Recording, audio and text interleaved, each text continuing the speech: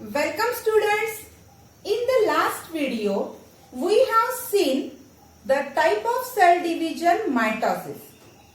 In this video, we will study the second type of cell division meiosis. Which is the main difference between meiosis and mitosis? Meiosis is a special type of cell division. कसं काय बघा? Mitosis मध्ये same त्याच टाइपच्या sale बनत असतात, पण meiosis मध्ये पूर्णपणे वेगळी सेल बनते. म्हणजे कसं, आता एक उदाहरण आधी समजून घ्या, म्हणजे तुम्हाला मियोसिस काय हे लक्षात येईल. आता मायटोसिस सेल डिव्हिजन आहे. समजा ही एक स्किनची सेल आहे आणि या स्किनच्या सेल पासून मायटोसिस डिव्हिजननं दोन स्किनच्याच सेल तयार होत आहेत. आता यामध्ये नंबर ऑफ क्रोमोझोम 46 आहे. यामध्ये पण सेम, हा मदर सेल आणि या डॉटर सेल, कोणताही फरक नसतो. म्हणजे स्किन सेल पासून स्किन सेलच बनते. समजा ही सेल जर लिव्हरची असेल तर या लिव्हरच्या सेल पासून सुद्धा अगदी सेम तंतोतंत लिव्हरच्या सेल बनतात. हे झालं मायटोसिसनं, म्हणजे स्किन पासून स्किन सारख्या, लिव्हर पासून लिव्हर सारख्या. पण मियोसिसच्या बाबतीत काय होतं बघा. मियोसिसच्या बाबतीत एक समजा सेल येते, ती पेरेंट मधल्या फादर कडून येते, एक पेरेंट मधल्या मदर कडून येते, आणि या दोन्ही पासून बनणारी जी सेल आहे तर यामध्ये सगळ्या सेल फॉर्म होतात. मग स्किनच्या सेल फॉर्म होतात, लिव्हरच्या सेल फॉर्म होतात, हार्टच्या सेल, म्हणजे रिप्रोडक्टिव्ह सेल सगळ्या नवीन सेल तयार होतात. म्हणजे हा काय आहे, या दोन्हीतला मेन डिफरन्स आहे मियोसिस आणि मायटोसिस मधला. मग आता मियोसिस मध्ये नेमकं काय काय होतं तर ते आता बघूया आपण. काय बघा की तुम्ही बघितले ह्याच्या आधी, मायटोसिस ही सोमॅटिक सेल किंवा स्टेम सेल मध्ये होते, पण मियोसिस ही सेल डिव्हिजन नेहमी फक्त जर्म सेल मध्ये होते. आता जर्म सेल म्हणजे कसल्या सेल की ज्या सेल जर्मिनेट होतात, म्हणजे ज्याच्यापासून नवीन निर्मिती होती, याला सेक्स क्रोमोझोम सुद्धा म्हटलं जातं. अशा या जर्म सेल मध्ये होते. आणखी काय होतं यामध्ये की जो क्रोमोझोम नंबर आहे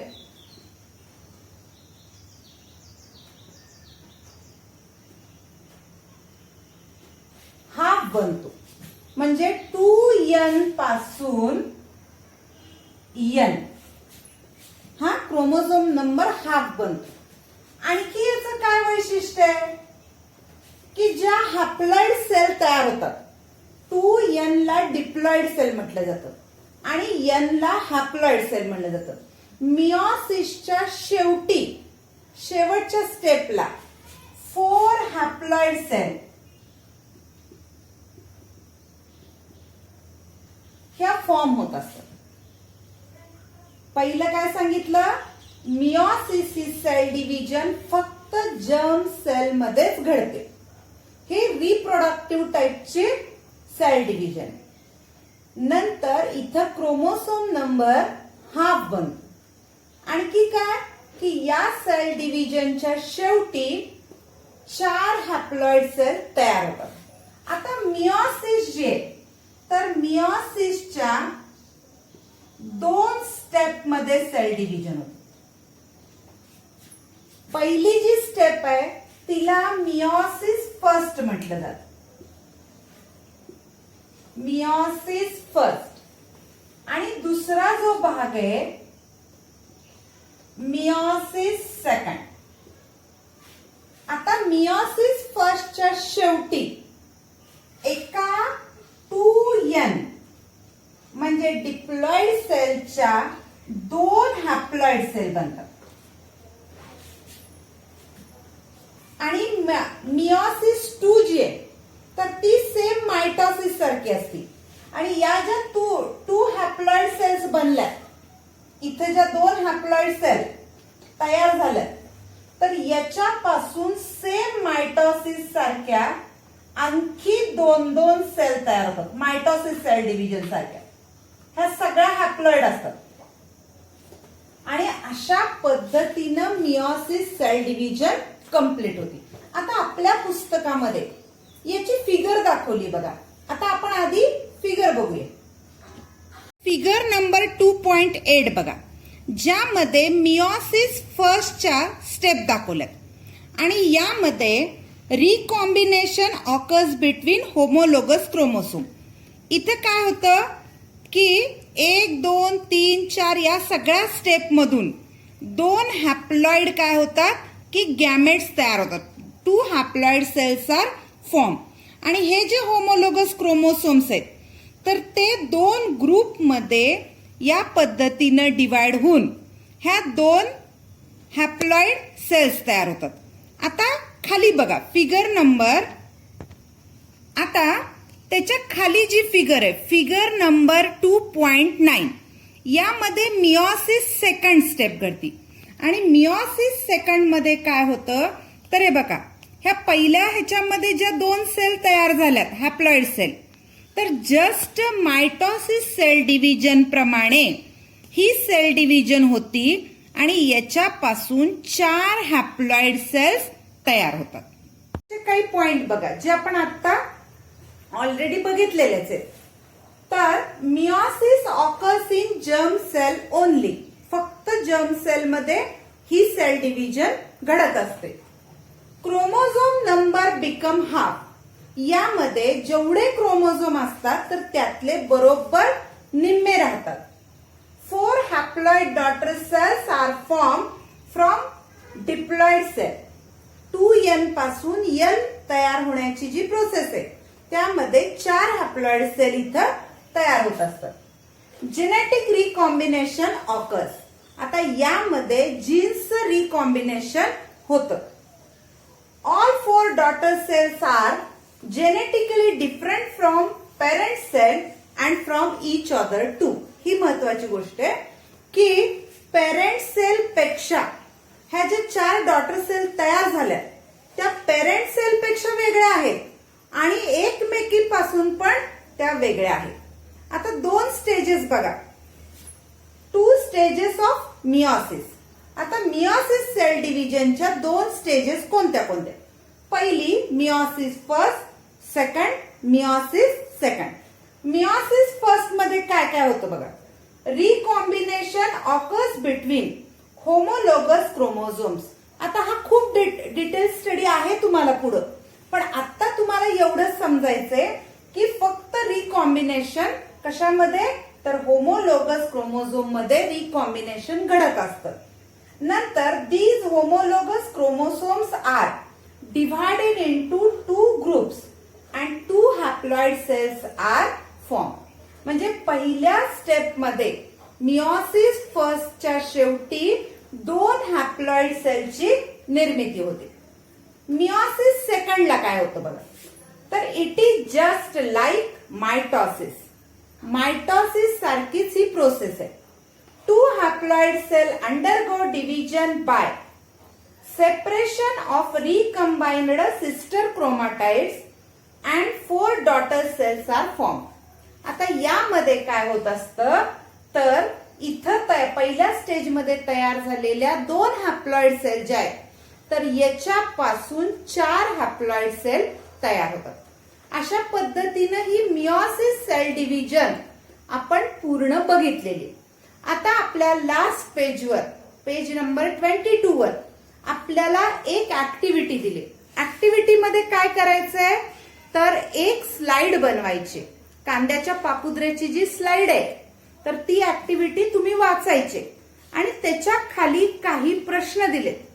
तर हे प्रश्न आपण आधी आकृती बघूया आणि नंतर या प्रश्नांची उत्तरं बघू. आता पेज नंबर 20 वर ट्राय धिस मध्ये आपल्याला एक ऍक्टिव्हिटी दिली आणि त्याची फिगर पण दिली. या ऍक्टिव्हिटी मध्ये काय करायचंय की आपल्याला एक कांदा घ्यायचा आहे. आणि हा कांदा कोनिकल फ्लास्कमध्ये याची मुळं बुडतील असा हा कांदा ठेवायचा आहे आणि तुम्हाला 4-5 दिवस त्या मुळांचं ऑब्झर्वेशन करायचंय आणि नंतर ती मुळं तोडून त्याची स्लाइड बनवायची आणि ही स्लाइड तुम्हाला या पद्धतीनं दिसती. फिगर नंबर 2.10 मध्ये जी दाखवली तर तशी ती फिगर दिसती आणि मग त्याच्या शेजारी आपल्याला यूज युअर ब्रेन पॉवर मध्ये काही प्रश्न विचारलेत. आता आपण या सगळ्या प्रश्नांची उत्तरं बघूया. आता या क्वेश्चन मधला पहिला क्वेश्चन काय विचारलंय बघा. What do you mean by diploid 2n cell. आता सारखं तुम्ही मगापासून ऐकलंय डिप्लॉइड सेल, हॅप्लॉइड सेल. तर साधं लक्षात घ्या, डिप्लॉइड म्हणजे ज्याच्यामध्ये क्रोमोझोम नंबर 2n म्हणजे आता ह्युमन सेल मध्ये घेतला तर 46 आणि n म्हणजे 23 हा नंबर असेल तर त्याला हॅप्लॉइड म्हणायचं. 23 असेल तर हॅप्लॉइड, 46 असेल तर डिप्लॉइड. तर हाच क्वेश्चन इथं विचारला. आन्सर काय बघा. Diploid cell means a cell containing full pair of chromosomes. पूर्ण सगळ्या पेअर्स असणारं क्रोमोझोम असणारी सेल म्हणजे diploid cell. The chromosomes are paired and not divided in metaphase. Metaphase मध्ये ते सेल्स डिवाइड होत नाहीत तर याला म्हटलं जातं डिप्लॉइड सेल. सेकंड क्वेश्चन आहे what do you mean by haploid n cell. Haploid cell म्हणजे काय. A cell having only one complete cell of chromosomes half the normal diploid sale.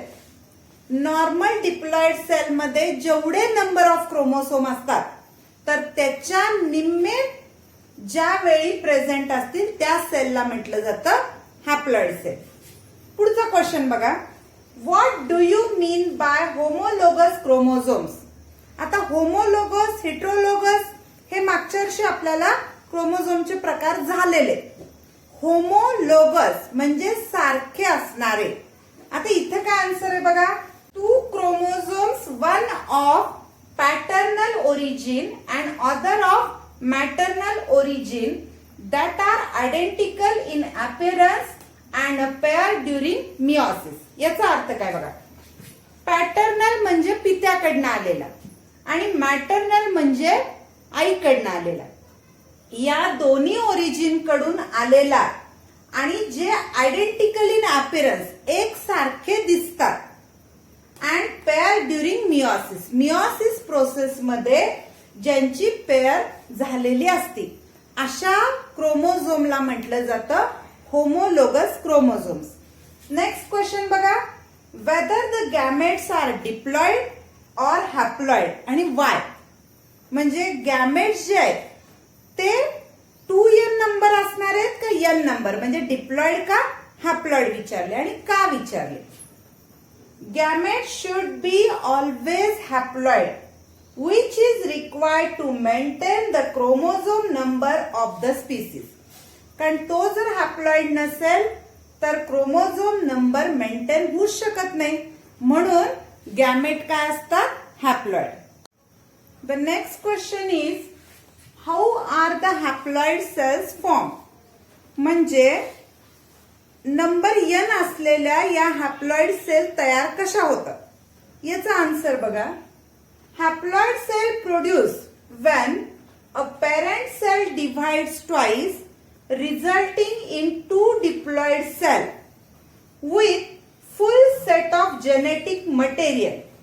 म्हणजे पेरेंट्स कडे असणारे 2n जे नंबर असतात तर हे फुल जेनेटिक मटेरियल असणारे आणि याचं काय बनते ते दोनदा काय होतात की दोनदा ते डिवाइड होतात आणि त्यामुळं 2 diploid cells with full set of genetic material upon the first division and 4 haploid daughter cell with only half of the original genetic material upon the second. म्हणजे जसं तुम्ही बघितलं की मिओसिस फर्स्ट आणि meiosis second.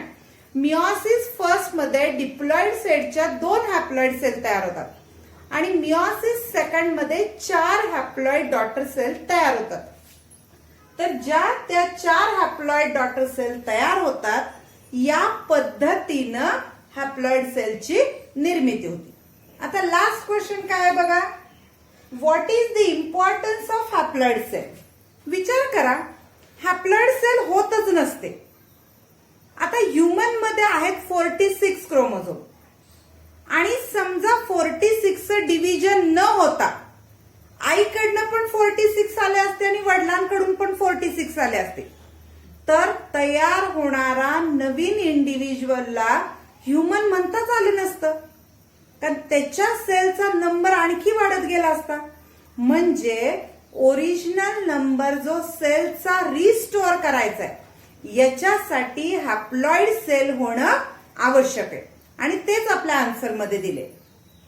In diploid organism meiosis occurs, म्हणजे diploid organism मध्येच फक्त meiosis process होते बाय फॉर्मेशन ऑफ गॅमेट. आणि हे कसं होतं, तर गॅमेट फॉर्मेशन होत असतात.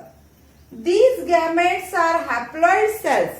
हे जे गॅमेट तयार झाले ते हॅप्लॉइड सेल्स आहेत, containing only 1 set of chromosomes. त्यामध्ये फक्त एकच सेट असतो क्रोमोझोमचा. These gametes unite during fertilisation which help in restoring the diploid number. आणि हा फर्टिलायझेशनच्या दरम्यान दुसऱ्या एका गॅमेटशी फ्यूज होतो आणि ह्या फ्युजनमुळं पुढं निर्माण झालेला जो नवीन इंडिव्हिज्युअल आहे तर त्याच्यामध्ये क्रोमोझोम नंबर रिस्टोअर करायला मदत होती.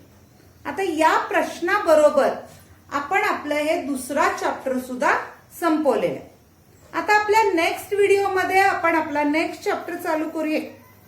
तोपर्यंत सर्वांना धन्यवाद.